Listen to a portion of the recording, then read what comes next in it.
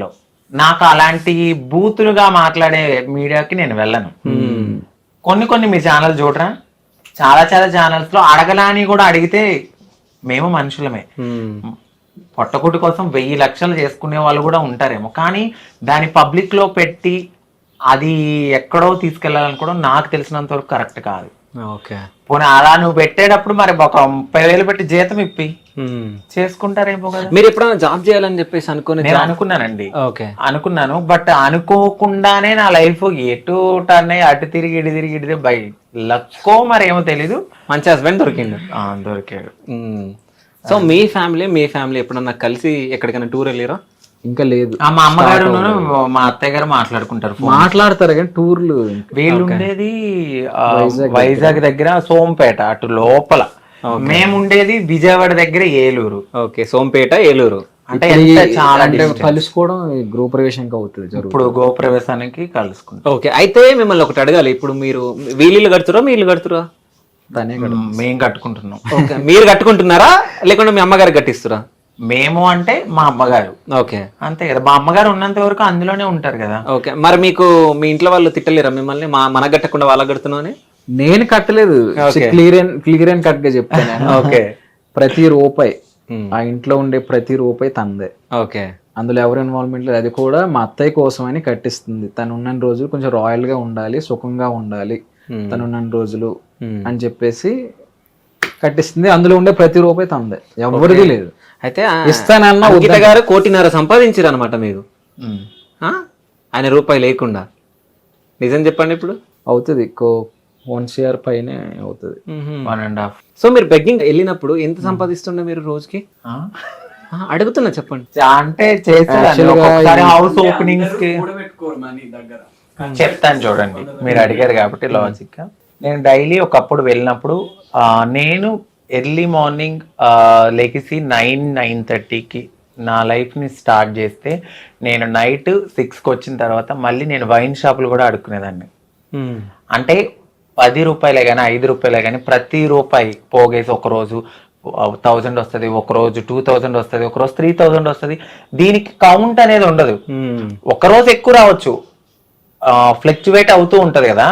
ఆ వచ్చిన రూపాయిని నేను చిట్టీల రూపంలో దాచుకుని చిట్టీలు వేస్తూ నేను తినక కష్టపడి ఏదైనా ఓపెనింగ్ ఉంటే వాళ్ళు ఇచ్చింది వాళ్ళు 10 రూపాయలు ఇవ్వని 10,000 ఇవ్వని, అది కూడా నేను ఒక్కదాన్నే వెళ్ళి తీసుకుని వాళ్ళకి బ్లెస్ చేసి వచ్చిన డబ్బులు అన్నీ. ఇంకోటి ఈ మధ్య కాలంలో కొంచెం వచ్చిన యూట్యూబ్ డబ్బులు ఇవి యాడ్ చేశాను అంతే. ఓకే, నేను చిట్టీలు వెయ్యగా దాచుకున్న డబ్బులు ప్రతిదీ దాయగా చేసుకున్నాను. ఓకే, ఇప్పుడు యూట్యూబ్ నుంచి ఎంత సంపాదిస్తున్నారు నెలకి? ఎన్ని లక్షలు వస్తున్నాయి? నిజం చెప్పండి. నేను ఇప్పటి వరకు మా ఛానల్లో కూడా రివీల్ చేయలేదు. ఓకే, మీ ఇష్టం, చెప్పాలనుకుంటే చెప్పండి, లేకుంటలేదు. లక్షలు అయితే వస్తున్నాయి కదా? వస్తున్నాయి, లక్షలు వస్తున్నాయి. అవునా? సో మిలియన్లు పోతున్నాయి అంట. కదా అంతగానం? అంటే 1.5కి మధ్యలో ఉంది. లక్షలే కదా మరి, అదే ఇంకా లక్ష కంటే ఎక్కువ వస్తుందంట. 1,50,000 1,70,000 అంతే. కానీ అది మీరు కష్టపడుతున్నారు. సో మీ ఇంట్లో మీరు కష్టపడి మీరు చేసుకుంటారు కాబట్టి అది వేరే వాళ్ళ డబ్బేం కాదు, మీ డబ్బే. సో చెప్పుకోవచ్చు ధైర్యంగా, సంపాదించినంత ఎవరు వచ్చి మిమ్మల్ని మీ దగ్గర గుంజుకొని వెళ్ళారు కదా. అంతే కదా? అంతేలేండి, 1.7 1.8 అట్లా వస్తుంది. ఓకే, సో రాజు గారికి నెల శాలరీ ఎంత వస్తుంది? ఈయనకి 3 వస్తుంది అండి. 3L? 2.5 వచ్చాయి పాత దాంట్లో, ఓకే, ఇప్పుడు 3 దాకా వస్తుంది కొత్త దాంట్లో. ఓకే, భర్తలో సగం భార్య. సో అంత సంపాదిస్తున్నారు ఇప్పుడు యూట్యూబ్ వల్ల, అంతేనా? సో కెమెరామ్యాన్ ఎవరు మీకు? మా అబ్బాయి. మీ అబ్బాయి. సో మీ అబ్బాయి అంటే ఎవరైనా అసలు? సాయి అండి. ఓకే, మాకు ఎప్పటి నుంచో క్లోజ్. సో మాతోనే ఉంటాడు తను. ఏడుస్తున్నాం అనుకుంటున్నా? లేదు, ఓకే, మాతోనే ఉంటాడు. ఒక అబ్బాయి మేము ఎలా అంటే ఇంకా పెంచుకోవట్లేదు కాబట్టి తను ఉన్నంత వరకు, తనకి జాబ్ వచ్చే వరకు మాతోనే ఉంటానని ఉంటాడనమాట. ఫ్యామిలీ పర్సన్ అంతే. సో అంటే తను మీ దగ్గరకు వచ్చినంటే నెక్స్ట్ ఆయన ప్లానింగ్ ఏమైనా ఉందా? ఎవరికండి? మీ సాయికి? లేదేమి. ఓకే, ఓన్లీ ప్రేమగా వచ్చాడు, ప్రేమగా ఉంటున్నాడు. ఓకే, జాబ్ సెటిల్ అవ్వాలి కాబట్టి ఇక్కడ మాదాపూర్ ఇంటర్వ్యూస్ కి వాటికి అటెండ్ అవ్వడానికి ఇక్కడ దగ్గర వాళ్ళ ఓన్ హౌస్ కూడా ఉంది, అక్కడికి వెళ్తాడు, ఫ్యామిలీ దగ్గరికి వెళ్తాడు. సో అంటే మీకు పిల్లలు పుట్టారు కదా, సో నెక్స్ట్ ప్లానింగ్ ఏంది ఫ్యూచర్ లో? పెంచుకోవాలనుకుంటున్నాం. అంటే దత్తత తీసుకుంటారా లేకుంటే ఎట్లా? దత్తతే తీసుకుంటాం. ఓకే, ఎంతమంది పిల్లల్ని? ఇద్దరు చాలా, డజన్ వద్దా? ఇద్దరే. సో అంటే ఇద్దరు పాపలు ఒక పాప ఒక బాబు. సో అంటే ఇప్పుడు ఇక్కడ ఒకటి మాట్లాడుకోవాలి, చాలా మంది అమ్మాయిలను ఇస్తారు కానీ అబ్బాయిలను ఇవ్వరు కదా. అప్పటికి టెక్నాలజీ కొంచెం పెరిగితే బాగుండు, ఏదైనా నా వల్ల కానీ. మనము మంచిగా అంటే అందరు ఇస్తారని ఇవ్వరని అన్నాను. కొంచెం అంటే లేదు అదేదో టెక్నాలజీ వచ్చిందంట కదా. ఓకే, ఆ టెక్నాలజీ యూజ్ చేసుకుంటారా మీరు? సరోగసి అది ఇంకోటి సరోగసి. ఓకే, అది ఇప్పుడైతే అవ్వలేండి. ఓకే, పాపనైతే ఫస్ట్ తీసుకోవాలనుకున్నాము, దాని తర్వాత ఇంకా లైఫ్ లో సెటిల్ అయితే ఒక బాబు అనుకున్నాము. అట్ ద సేమ్ టైం మా అక్క వాళ్ళ పిల్లల్ని కూడా చూసుకోవాలి, చదివిస్తున్నాను. అక్క వాళ్ళ పిల్లకి కానీ ప్రతి ఇంట్లో వాళ్ళకి నేను సపోర్ట్ చేయాలి. అట్ ద సేమ్ టైం మా పర్సనల్ లైఫ్ కూడా లీడ్ చేసుకోవాలి. ఓకే, నాకు 6 పిల్లలు అనుకుంటా నేను, అంతే. ఎవరెవరు 6? అక్క వాళ్ళ పిల్లలు సాయి, మాకు వచ్చే ఆరాధ్య, అందరితో కలిపితే 6 అవుతారు. అంటే మరి మీ రాజుగారు? ఆయన నాలో సగం, నేను ఆయనలో సగం. ఓహో, అంతేనా? సో అంటే ఫ్యూచర్ లో పిల్లల్ని తీసుకొని పెంచుకుంటారు. పెంచుకున్న తర్వాత ఒకవేళ పెద్దగా అయిన తర్వాత మీరు మా పేరెంట్స్ కాదని చెప్పేసి వెళ్ళిపోయే ఛాన్స్ కూడా ఉంటది కదా. చాలా చూస్తున్నాం మనం టీవీలలో. అలా ఒక ట్రాన్స్ నేనే కాదు, నాకన్నా ముందు చాలా చాలా పెద్దవాళ్ళు కూడా పిల్లల్ని పెంచుకుని పెళ్లి చేసిన వాళ్ళు చాలా మంది ఉన్నారు. ఇప్పుడు మీడియాలో అందరూ క్లిక్ కారు, కొంతమంది క్లిక్ అవుతారు కదా. సో అలా చాలా మంది పెద్ద పెద్ద ట్రాన్స్ కమ్యూనిటీకి చెందిన వాళ్ళు పెళ్లి చేశారు కూడా పిల్లల్ని పెంచుకుని. వాళ్ళు వదలకుండా అలాగే ఎలా ఉన్నారు. ఒక అవగాహనతో ముందుకు వెళ్తున్నాం మేము. ఒక విత్తనాన్ని పెంచి పోషించి దాని కాయలు వచ్చే వరకు ఉన్న వాళ్ళు అల్లారు ముద్దుగా మేము చూసుకుంటాం ఖచ్చితంగా. మనం పెంచే వాతావరణం కూడా చాలా చాలా చాలా బాగా పెంచుతాం వాళ్ళని. సో డెఫినెట్లీ వాళ్ళు మమ్మల్ని వదిలి వెళ్ళరు. ఒక ట్రాన్స్ ఇది మా అమ్మ కాదు అని చెప్పిన వాళ్ళు ఎవరు బయటకు రాలేదు ఇప్పటి వరకు. నార్మల్ గా ఒక అమ్మ నాన్ని పెంచి పెద్ద చేసి వదిలేసి ఓల్డేజ్ హోమ్స్ ఉన్నాయి, కానీ ఒక ట్రాన్స్జెండర్ కు ఓల్డేజ్ హోమ్ ఎక్కడుంది? మాకు మేమే స్ట్రాంగ్, అంతే. ఒకవేళ అలా వదిలి వెళ్ళినా కూడా వాళ్ళు ఎక్కడున్నా బాగుండాలని మనస్ఫూర్తి కోరుకునే తల్లి మనసు మాది కూడా. సో అంటే ట్రాన్స్జెండర్స్ కి ఏమైనా అన్యాయం జరుగుతుందా? షూర్ గా జరుగుతుందండి. ఇక్కడ ఇప్పుడు ప్రతి దాంట్లోనూ మాకు అన్యాయమే. ఇప్పుడు రిజర్వేషన్ అని అన్నారు, ఆన్సర్ జడ్జిమెంట్ వచ్చిన తర్వాత సుప్రీంకోర్టు తీర్పులు ఇచ్చిన తర్వాత మాకు రిజర్వేషన్ అన్నారు. అవి అసలు ఇప్పటి వరకు రాలేదు. మీకు ఓటర్ ఐడి ఉందా? మీకు ఉంది. మీకుందా?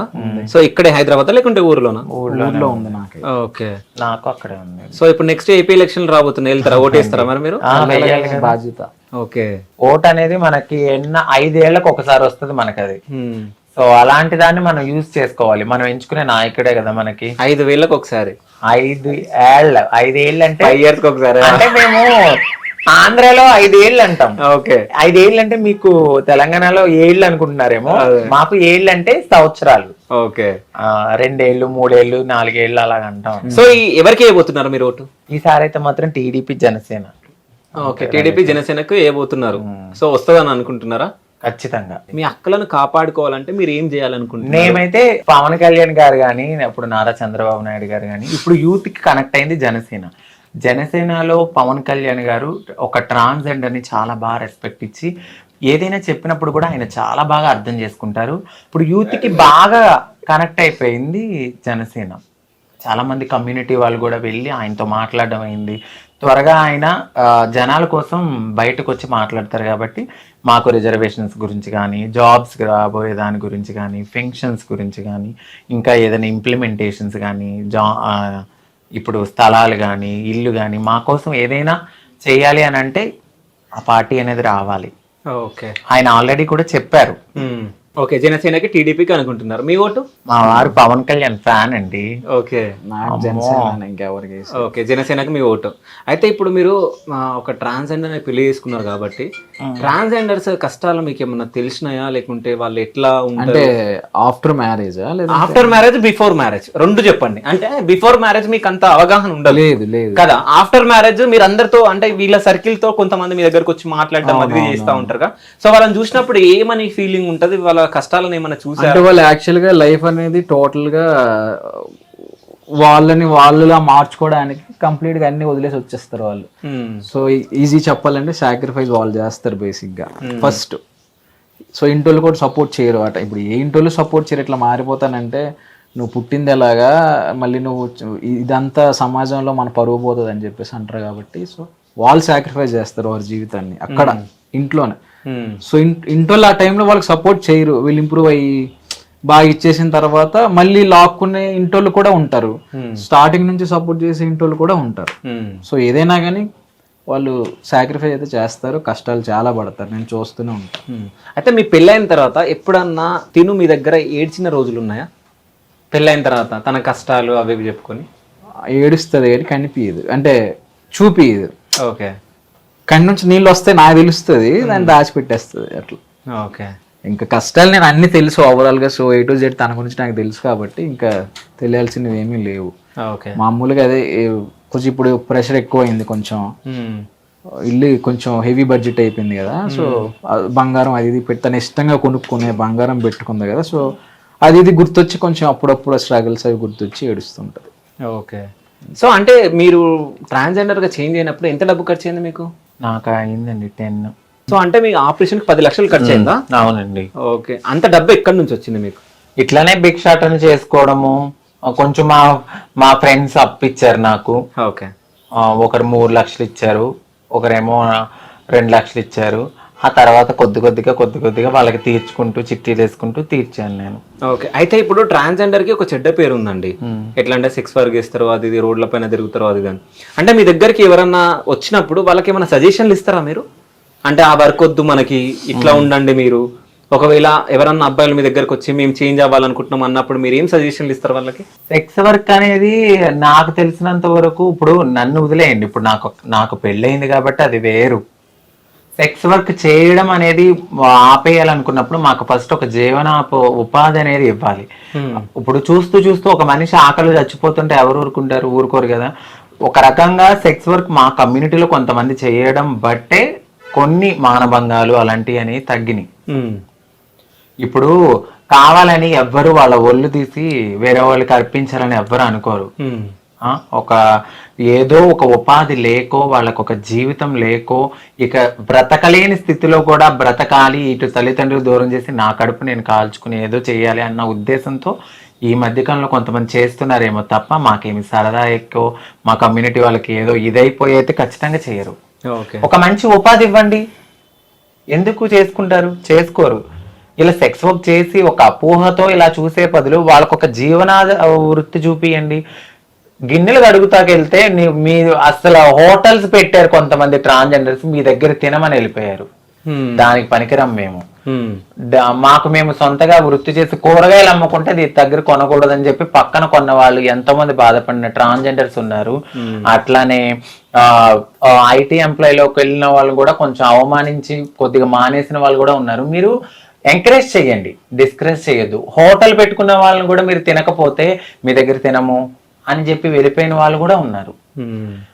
అలాగే నైట్ పూట నుంచుంటే మాత్రం వస్తారు. అంటే మీరే కదా మమ్మల్ని అలా ప్రోత్సహిస్తున్నారు.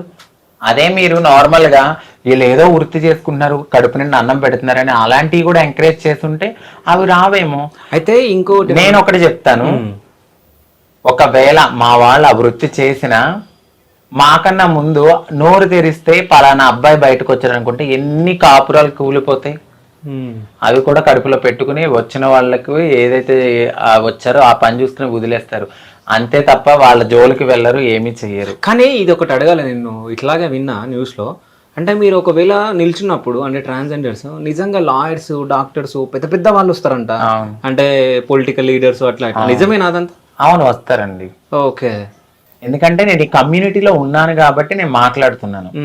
ఇప్పుడు చెప్పినంత మాత్రాన నేను నెగిటివిటీ స్ప్రెడ్ అవుతుందని నేను అస్సలు అనుకోను. ఎందుకంటే నాకు తెలుసు కాబట్టి. ఇప్పుడు నేను పెళ్లి చేసుకున్నాను, ఒక పద్ధతిగా ఇక్కడ కూర్చున్నాను అయి ఉండొచ్చు, కానీ నేను నా కమ్యూనిటీ అనేసరికి నేను ముందుకు వెళ్తాను, మాట్లాడతా వాళ్ళ కోసం.